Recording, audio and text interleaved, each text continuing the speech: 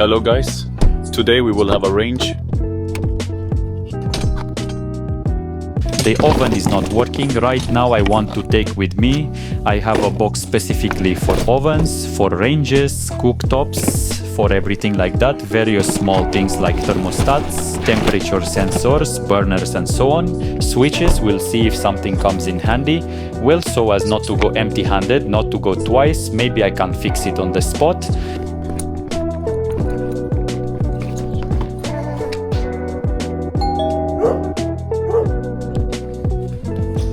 So I have already brought everything in. Now I want to... The main complaint from the person is that it doesn't heat above 350 degrees. Well, mainly it's the heating element in the oven. We're talking about the broil. Yes, right now I want to touch it. I checked for half an hour. Yes, the temperature does not rise above 300 degrees. I use the sensor for this, a wireless Tesla temperature sensor, very good. Now I want to open the cover. Under it is the electric heating element.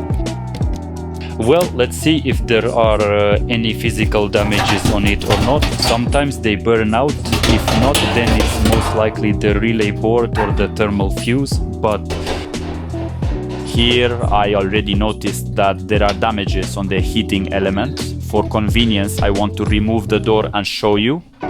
Just closer. Usually we don't remove the doors to save time, but this way there will be more access, because I also want to check if there is power from the control board. We are examining carefully. Well, here we see on the right side, yes, there was some burnt, swollen metal. Here it's clearly visible. Yes, we found it. Now we'll remove it. I want to show it to the homeowner. I want to show the damage.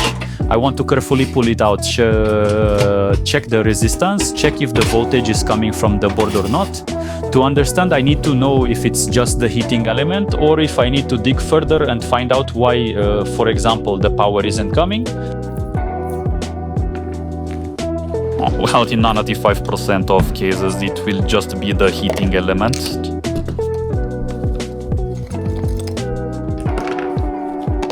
Yes, we will check everything now, of course.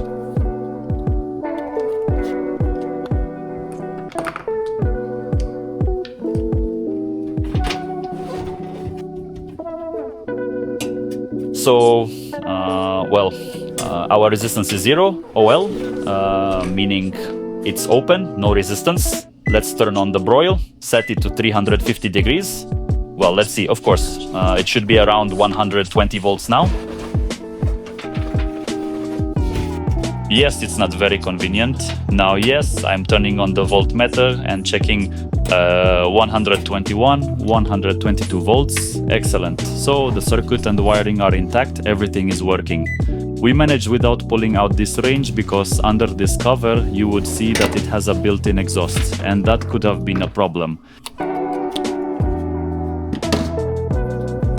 Alright, let's put everything back. Now I will call the homeowner, show him the damage, tell him that parts need to be ordered, and then we'll just come and connect the new heating element, and the oven will work like new again. I completely dismantled this heating element, insulated all the contacts.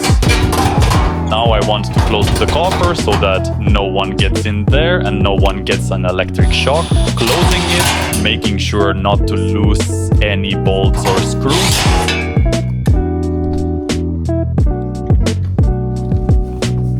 Yes, we need to close it, put the cover back in place. By the way, not everyone knows that it can be removed. I mean, not the technicians, but not every homeowner knows. So sometimes I remove this cover and see the homeowner looking at me very surprised. I say I teach them, show them, so it's easier to clean the oven, and that's it.